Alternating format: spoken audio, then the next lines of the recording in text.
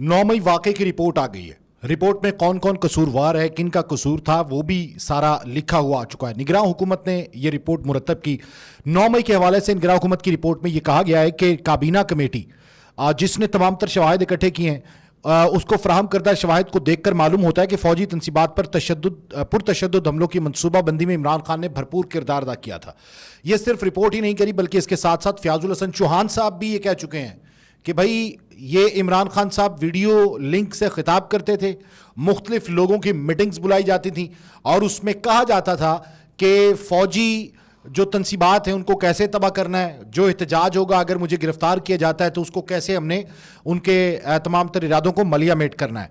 Report में यह भी दावा किया गया है कि कमेटी को दिखाए गए शवाहिद के मुताबिक हमलों की मनसूबाबंदी में पार्टी के कई रहनुमा शामिल थे। उससे मजीद पता चलता है कि इमरान खान ने मनसूबाबंदी में बढ़ चढ़ कर हिस्सा लिया। इसमें तो कोई शक ही नहीं है क्योंकि पूरी आवाम पाकिस्तान की इमरान खान को कहती थी कि ये हमारी रेड लाइन है और उन्हें पता भी नहीं था कि वो क्या कह रहे हैं, क्या कर रहे हैं। अभी भी पाकिस्तान तहरीक इंसाफ के जो चमचे कड़चे हैं, जो यूट्यूबर्स हैं या जो सिर्फ वीडियो बना के पैसा बटोरना जानते हैं, वो तो एक ही बात कर रहे हैं कि जी 9 मई जो है उर्स है। वो तनकीद कर रहे हैं अभी भी इस बात पे, वो इस बात को तस्लीम ही नहीं कर रहे कि जनाब कोई हम फौज के खिलाफ कोई काम कर सकते हैं। बल्कि अब तो और बात हो गई, जवाबुल जवाब प्रेस कॉन्फ्रेंसेज होती हैं। इधर DGISPR प्रेस कॉन्फ्रेंस करते हैं तो उधर रऊफ हसन साहब प्रेस कॉन्फ्रेंस कर देते हैं। यहां पर DGISPR कोई और बात करते हैं, वहां पे घुमा फिरा के बात जो है वो रऊफ हसन साहब कुछ और करते हैं और वो समझते हैं कि उन्होंने बयानिए को रद्द कर दिया है और वो समझते हैं कि जो पाकिस्तान में फौज के साथ हुआ है ये आने वाले वक्त में भी होना चाहिए। और अगर पिछले की बात करें, बैकडोर चैनल जो है वो ऑन किए हुए हैं ताकि मामलात चलते रहें। डोनाल्ड लो से मुलाकात इसीलिए थी ताकि पाकिस्तान में जो पाकिस्तान तहरीक इंसाफ है उसको किसी जगह पर एडजस्ट किया जा सके हुकूमत के अंदर। और वैसे कहते जी खान बात नहीं मानता, मतलब नॉलेज है ही नहीं किसी बात का। रिपोर्ट में यह भी इंकशाफ किया गया कि अब तक की गई तहकीकात के मुताबिक 34 अफराद ऐसे हैं जो इन सड़कों पर पुरतशद्दुद कार्रवाइयों में मास्टरमाइंड थे और इन वाकयात और बर्बादी फैलाने की मनसूबाबंदी में फ़ाल किरदार अदा किया। इसके अलावा 52 अफराद ने मुफस्सल मनसूबाबंदी में किरदार अदा किया और 185 ने इसकी प्लानिंग पर अमल किया। रिपोर्ट में कहा गया है कि हिकमत अमली के तहत इमरान खान की गिरफ्तारी से कई दिन कबल पार्टी के हामी और मुसल्लह अफराद को PTI की मनसूबा मजबूत गढ़ समझे जाने वाले इलाकों बिलखसूस सूबा खैबर पख्तूनख्वा से लाहौर पहुंचा दिया गया और उन्हें शहर के मुख्तलिफ मकामात पर मामूर कर दिया गया। ये तो हमने देखा है कि जब पहले एक दफ़ा इमरान खान साहब को गिरफ्तार करने की कोशिश की गई, जब यहाँ पर परवेज़ इलाही उस वक्त की हुकूमत का खात्मा हुआ, जब पहले टर्न्योर में हमजा शहबाज आए तो उस वक्त अपनी गिरफ्तारी को रोकने के लिए खैबर पख्तूनख्वा की पुलिस के लोग यहाँ अपनी सिक्योरिटी पर मामूर किए इमरान खान साहब ने। मतलब ये तो हमने वाज़े तौर पे देखा है। और उसका मकसद क्या था कि सिर्फ और सिर्फ ये कि अगर पुलिस आती है तो मठभेड़ होती है, पुलिस का भी नुकसान होगा। और आपको मैं ये हकीकत है कि बता दूं कि ज़राए का कहना है कि मुख्तलिफ औकात में जब इमरान खान साहब को गिरफ्तार करने के लिए रेड किए गए तो उस वक्त पुलिस जानबूझकर पीछे हो गई, सिर्फ इस वजह से कि उनको ऑर्डर थे कि आपने असला इस्तेमाल नहीं करना, आपने गोली नहीं चलानी, आपने अफाम तफहीम से उनको गिरफ्तार करना है या आपने ये नोटिस की तकमील करवानी है। इनके अखराजात पार्टी रहनुमा और हमदर्द बर्दाश्त करते थे। उन लोगों को पहले मरहले में इमरान खान की गिरफ्तारी के खिलाफ मज़ाहमत और गिरफ्तारी की सूरत में आखिरी हरबे के तौर पर तशद्दुद और बर्बादी फैलाने की जिम्मेदारी दी गई थी और इसीलिए ये पुलिस जो है वो शेलिंग और इन चीज़ों से काम ले रही थी, गोलियाँ नहीं चला रही थी। और इवन दो के बहुत बार जो है वो पुलिस वापस भी गिरफ्तार किए बगैर। इन लोगों ने कई मौके पर इमरान खान की गिरफ्तारी के मौके पर कामयाबी के साथ पुलिस और कानून नाफिज करने वाले दीगर इदारों के साथ मज़ाहमत की। ये आपके सामने, मतलब पूरी दुनिया में कि कौन ऐसा शख्स है, कौन ऐसा लीडर है जो गिरफ्तारी से डरता है, जो गिरफ्तारी नहीं देता। ये तो हम उस वक्त भी कह रहे थे, ये आज भी कह रहे हैं। रिपोर्ट के मुताबिक 9 मई 2023 को इमरान खान की गिरफ्तारी के बाद ये अफराद पहले से तयशुदा मुख्तलिफ मकामात पर खड़े हो गए ताकि पार्टी के दीगर कारकुनों के वहां से रैली की सूरत में ले जा सकें। शवाहिद से मालूम होता है कि पुरतशद्दुद कार्रवाइयों के लिए उन लोगों के पास लाठियां वगैरह थीं। सोशल मीडिया के जरिए इशारा मिलते ही उन लोगों ने हजूम के जज्बात को मजीद भड़का दिया। हजूम को GHQ और लाहौर में जिना उसकी तरफ ले गए।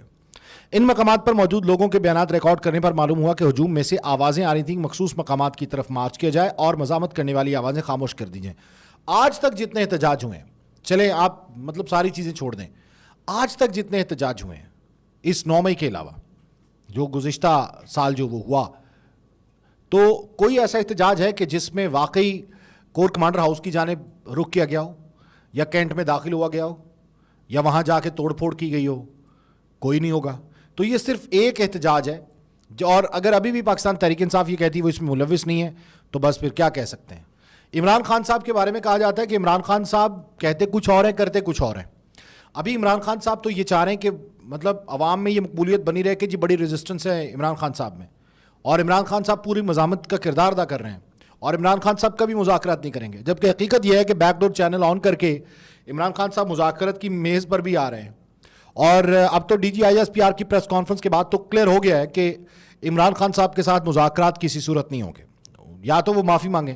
ویسے معافی والا آپشن بھی ٹھیک نہیں ہے, میں تو یہ سمجھتا ہوں کہ جس شخص نے غداری کی ہے, جس شخص نے کور کمانڈر ہاؤس پہ حملہ کیا ہے, جس شخص نے جن لوگوں نے ہماری فوج کو ملائن کیا ہے, یا فوج کے خلاف برسرے پیکار ہوئے ہیں, یا فوجی تنصیبات کو نقصان پہنچایا ہے, ان کو کیسی معافی دینی ہے؟ ان کو معافی دینی کیوں ہے؟ وہ لاکھ معافی مانگتے ہیں, انہوں نے کام ہی ایسا کیا ہے کہ آپ ان کو معافی نہ دیں. تو ابھی عمران خان صاحب بیک ڈور چینل رابطے کر رہے ہیں, اور اس کے ساتھ ساتھ جو دیگر لوگ ہیں ان کو ٹاسک کچھ اور دیا ہوا ہے. یوٹیوبر جو ان کے چمچے کڑچے ہیں ان کو کچھ اور ٹاسک ہے کہ آپ نے بس ہوا اور فضا بنانی. ان کے تھمبنیلز پڑھ کے دیکھ لیں آپ, وہ جی انقلاب آ گیا, عمران خان باہر آ گیا, عمران خان 12 بجے باہر نکلے گا. مطلب کوئی حد ہوتی ہے یار. آپ یہ دیکھیں, صرف ایک چیز ہے کہ جو لوگ سننا چاہتے ہیں, لوگوں کی مقبولیت یہ ہے کہ عمران خان کا ذکر ہو. اس میں تو کوئی شک نہیں ہے کہ وہ پاپولر لیڈر ہے, تو اس کا مطلب یہ نہیں ہے کہ پاپولر لیڈر جو ہے وہ قانون ہاتھ میں لے. یہ ہرگز مطلب نہیں ہے, بلکہ پاپولر لیڈر کو بھی قانون کو فالو کرنا چاہیے. یہ جتنی مرتبہ گرفتار, اب یہ بڑا کہتے ہیں کہ دیکھیں اس وقت عمران خان صاحب گرفتار ہیں اور وہ کوئی مطالبہ نہیں کر رہے, وہ بڑے اچھے سے قید کاٹ رہے ہیں. بھائی جب گرفتاری ہو رہی تھی تو اس وقت انہوں نے خود کو پابند سلاسل کیوں نہیں کروایا؟ وہ خود پیش کیوں نہیں ہوتے تھے؟ وہ تو ٹکر لے رہے تھے پوری کی پوری سسٹم اور نظام کے ساتھ. مطلب آپ اکیلے ٹھیک ہیں, پورا سسٹم غلط ہے, یہ کبھی نہیں ہو سکتا. تو ابھی بہرحال یہ ایک رپورٹ بھی آ گئی 9 مئی کے حوالے سے. تو میرا تو یہ ماننا ہے کہ جو شخص بھی اس میں ملوث ہے, جس شخص نے بھی ایسا کیا ہے, اس کو سزا ملنی چاہیے, اس کو نانی دادی یاد آ جانی چاہیے, ایسا اسے مثال بنانا چاہیے کہ کسی صورت بھی اسے معافی نہیں ملنی چاہیے.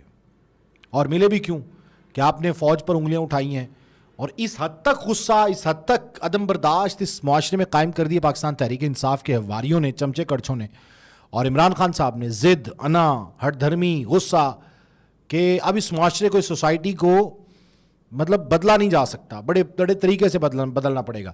تو بہرحال ابھی کچھ نہیں ہے, ابھی تو رپورٹ آئی ہے, رپورٹ کے بعد کیفر کردار تک یقیناً وہ لوگ پہنچیں گے. اور 9 مئی کسانے کی جو مذمت کی گئی ہے, اب جو مذمت کی گئی ہے اس پہ بھی ان لوگوں نے اور ان کے چمچے کڑچوں نے, جو یوٹیوبرز ہیں, سوشل میڈیائی مخلوق ہے, اس نے عجیب عجیب طرح کی باتیں بنائی ہوئی ہیں, عجیب عجیب طرح کی بات وہ کر رہے ہیں اس پہ بیٹھ کے سوشل میڈیا پہ, مذاق بنایا ہوا ہے. تو یہ ملک مذاق سے نہیں چلتے. یہ عمران خان صاحب کے دور میں وزیر اعظم ہاؤس چلتا ہوگا پنکی پیرنی کی انسٹرکشنز پہ یا مذاق میں, لیکن ایسے ملک نہیں چلتے ہوتے. خدا کا خوف کریں. اور بہرحال 9 مئی ایک بہت برا دن تھا, بہت برا سانحہ تھا. اللہ تعالیٰ ایسے سانحوں سے پاکستان کو محفوظ رکھے اور ان کو ہدایت دے. طارق بزمی کو اجازت دیجیے. اللہ حافظ.